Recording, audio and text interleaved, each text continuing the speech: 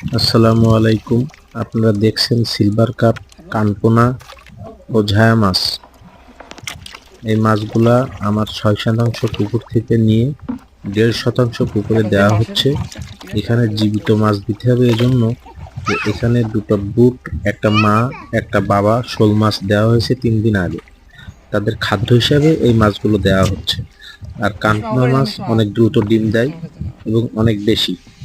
এদের রেণুগুলা হলে কি হবে, শোল মাছের বাচ্চাগুলা যখন ফুটবে তখন এদের রেণুগুলা খেয়ে বাঁচতে পারবে এবং তারা অনেক দ্রুত বাড়বে। এজন্য এখানে কানকোনা মাছগুলো দেওয়া হয়েছে, ঝায়া মাছগুলো দেওয়া হয়েছে, আর সিলভারগুলো দেওয়া হয়েছে শোল মাছের খাওয়ার জন্য। কারণ এরা যখন রেণু ছাড়ে তার আগে জীবিত।